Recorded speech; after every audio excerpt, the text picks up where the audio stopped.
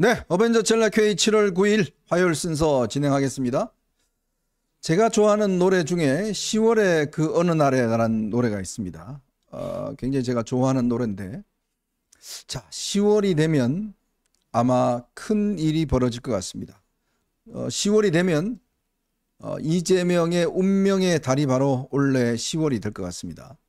지금 선거법 위반 사건, 또 위중교사 사건이 모두 다 10월 달에 선고가 내려진다고 합니다. 어제 이 충격적인 소식이 아마 민주당에 전해지니까요. 지금 민주당이 마음이 굉장히 급해졌습니다. 그래서 지금 원래 하려고 했던 검사 4명에 대한 탄핵안을 일단 제껴두고 곧바로 윤석열 대통령에 대한 탄핵 청문회를 열겠다고 합니다. 그 이유는 지금 일단 재판부가 10월 달에 아마 선고를 내리면 일단 선거법 위반은 100만 원 이상, 또 이 위중교사는 금고형 이상 선고가 내려지면 이재명은 물론 뭐 대법원까지 확정이 돼야 되겠습니다만은 일단 1심이라도 그렇게 내려지면 이재명은 이제 골로 가는 거거든요.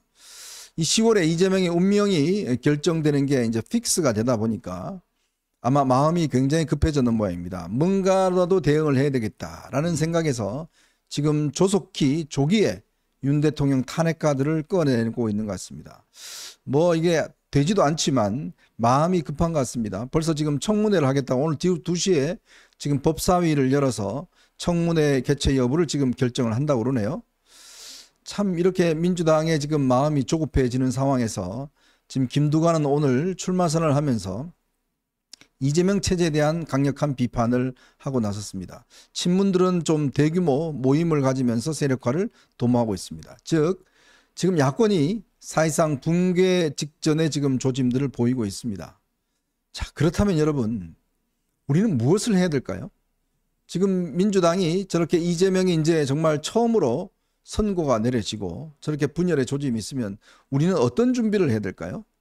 뭔가 국민들에게 희망을 주고 그래도 가시적으로 뭔가 이 정부를 연장시켜야 되겠다.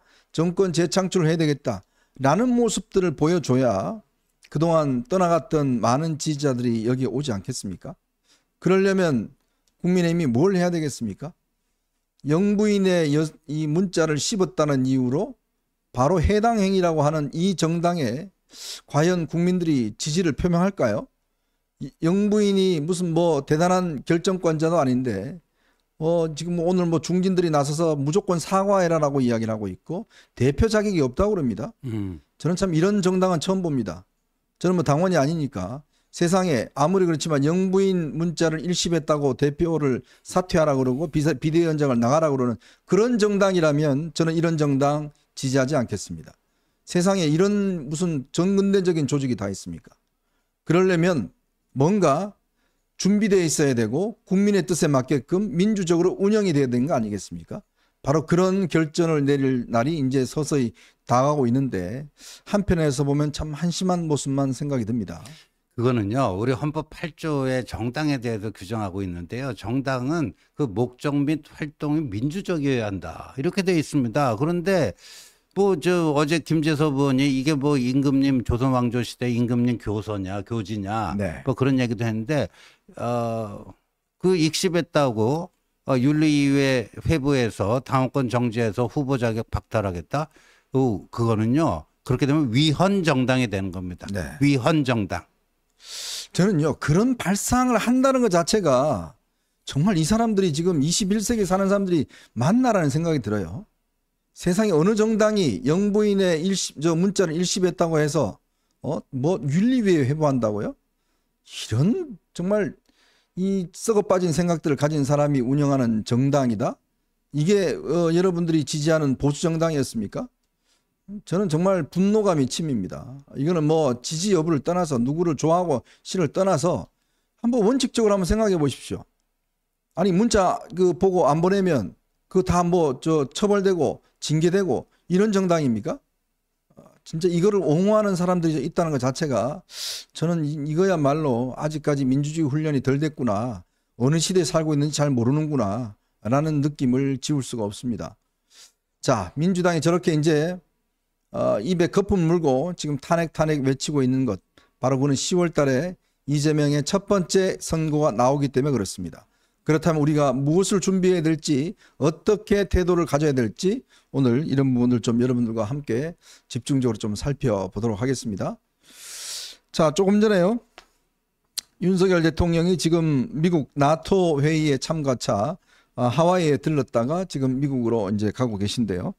오늘 대통령이 이 해병대원 특검법 제2요구안 이거를 제가했습니다. 즉 거부권을 행사했습니다. 이건 아마 어제 경찰 발표가 있었죠.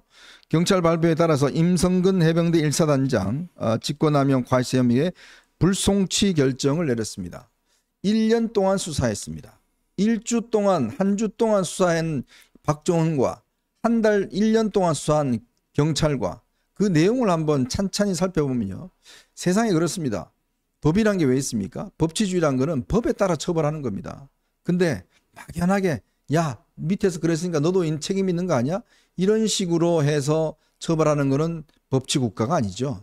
경찰이 수사심의위원회 모든 절차를 그것도 자기들만이 아니라 민간 전문가들의 판단을 거쳐서 결국은 이 상건에서 이 불송치한 결정을 내렸지 않습니까? 그랬더니 자기들 원하는 결론이 내리지 않았다고 해서 또다시 특검만 이야기를 하고 있습니다.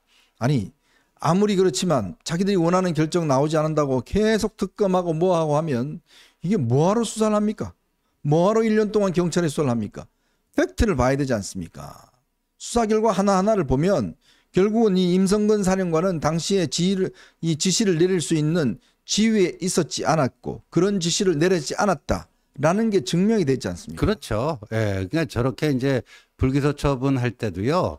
뭐 봐주기 수사 뭐 이렇게도 얘기할 수 있는데 뭐 진짜 뭐 또 나중에 진실이 밝혀지는 날이 이제 반드시 뭐 특검을 만약에 하게 되더라도요. 저는 동일한 결론이 나올 것이다. 이렇게 봐요. 그러니까 민주당이 이것과 관련해 갖고 이의가 있으면요. 무슨 증거와 법리를 가지고 얘기해야 되는데 저렇게 보니까 오늘 한겨레 신문, 경향신문 사설이 보니까요. 임성근 뭐 무혐의 처리하는 거 보니까 특검의 필요성이 더 생겼다. 뭐 그런 주장을 할 수는 있겠죠. 근데 네. 무슨 근거로 그렇게 하는 거지? 그러니까 경찰 수사 결과 중에서 어디가 어떻게 잘못됐고 이게 증거와 법리에 어긋나는 것인지 그걸 밝히지도 못하면서 특검만 외치고 있다. 참 한심합니다. 예, 이게 우리가 법치주의의 국가에 살고 있는 겁니다. 어떤 혐의가 법에 어긋나지 않고 또 이게 관심법으로 뭐 우리가 궁예 시대에 사는 게 아니잖아요. 너 잘못이야, 너 죄 있어 그러면 죄 있는 게 아니잖아요. 근데 민주당은 이 궁예 시대에 살고 있는 거예요. 관심법 시대에 살고 있는 겁니다. 당신 임성근, 당신 잘못했어, 당신 구속이야 라면 구속이 돼야 되는 거예요. 아니면 나올 때까지 그 대표적인 케이스가 세월호입니다. 세월호가 10년 동안요 9번의 수사를 했습니다. 수사와 국정조사, 특검 모든 걸 다 했습니다. 예산도 수천억이 들었어요. 그렇죠. 결론은 어떻게 났습니까? 나온 게 뭐가 네? 있습니까? 10년 동안 수천억을 들여서 특검, 국정조사, 검찰 수사, 경찰 수사, 국정 다 했습니다. 특조위 뭐. 네? 이런데도 불구하고 자기들이 원하는 결과가 안 나오니까 또 하고 지금 임성근 특검법이 똑같은 거예요. 안 되니까 또 특검법 내고 또 특검법 또 하고 이렇게 하겠다는 거 아니겠습니까? 이게 정상입니까, 여러분? 정말 저는 모습을 보면서 정말 이게 참 한참 우리가 거꾸로 시대에 살고 있구나, 궁예 시대에 살고 있구나, 관심법 시대에 살고 있구나라는 느낌을 지울 수가 없습니다.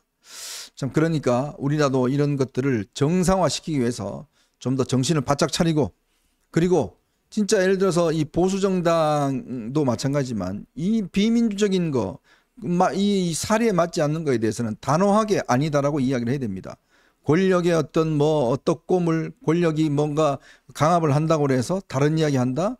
저희는 용납할 수 없습니다. 저희들 이거 어벤져스 하지 않더라도요. 저희들 절대 그렇게 굴하지 않겠습니다. 지금 솔직히 이야기해서 이 경선 국면에서 지호님도 지금 캠프에 있지만 그와는 별개로 지금 사실은 어마어마한 압박과 회유가 일고 있다는 거 저희 알고 있습니다. 그렇지만 저희들은 여기에 물러서지 않습니다. 왜냐? 원칙에 어긋나지 않기 때문에 그렇습니다. 우리는 원칙을 지키기 때문에 그렇습니다. 우리는요 영부인 문자를 씹었다고 해서 자르는 그런 정당 지지하지 않습니다. 비판할 수 있는 거 비판하겠습니다. 비판 못하게 하는 거 그런 정당 저는 지지하지 않겠습니다. 바로 그게 어벤져스의 정신이고 저희들은 그렇게 가겠다. 지금 뭐 많은 분들께서 올려주시는데 우리만 빼고 다 돌아섰다라고 이야기를 하시는데 뭐 누가 돌아서든 간에 저희는 상관하지 않습니다. 저희가 옳은 것들 그 여러분과 공유하면서 여러분의 어떤 이 정말 애국심을 가지고서 우리는 끝까지 꿋꿋하게 가겠습니다. 그 어떤 회유, 그 어떤 자리, 그 어떤 이것도 저희에겐 통하지 않는다는 거 다시 한번 말씀을 드리겠습니다. 혹시 시도하시더라도 실패하실 거란 거 미리 말씀을 드리니까 전화하지 마십시오. 저희들 넘어가지 않습니다. 자, 저희가 오늘 세 가지 주제를 가지고 좀 이야기를 해볼까 합니다. 오늘 첫 번째 TV 토론이 오늘 오후 5시에 TV조선에서 열립니다. 아마 상당히 기대가 많을 클 것 같은데요. 그런데 어제 TV조선이 김건희 여사가 보냈다는 문자 5개를 거의 다 단독으로 공개를 했습니다. 그런데요, 왜 이런 게 공개가 되죠? 전 참 이해가 하기 어렵습니다. 지금 이 문자는 제가 알기로 한동훈 의원 후보는 지운 것으로 알고 있습니다. 그렇다면 오로지 이 문자의 원본을 갖고 있는 분은 제가 말씀 안 드려도 아마 그분이 갖고 계실 것 같습니다. 근데 왜 이것이 전해지는 것도 아니고 문자 그대로 왜 언론사를 통해서 공개가 됐을까? 그렇지 않아도 지금 당이 이거 지금 더 이상 확전하지 말자, 더 이상 이 문제 하지 말자라고 지금 강력하게 이야기하고 있음에도 불구하고 왜 어떤 세력이 이걸 다시금 불을 지피려고 하고 있을까? 지금은 사실 뭐 이거는 한 후보를 지지하고 안 지지하고 떠나서 이런 여사의 어떤 문자가 공개된다는 것은 대단히 위험한 짓입니다. 정말 이거는 독이 든 사과가 똑같습니다. 그런데 왜 이런 짓을 할까? 도대체 누가 할까? 이거 한번 분석을 좀 해보고요.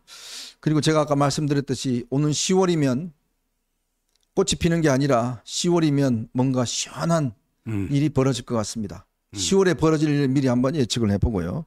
그리고 지금 이와 관련해서 민주당이 오늘 법사위에서 탄핵 공천회라는 걸 초유의 일을 벌이겠다고 합니다. 아예 간사 선임도 못하게 하고 이 정청래가 일방적으로 밀어붙여서 지금 김건희 여사와 그 장모까지도 다 출석시키겠다고 있습니다. 정말 기가 막힌 일이죠. 그거와 관련된 이야기도 같이 한번 나눠보도록 하겠습니다.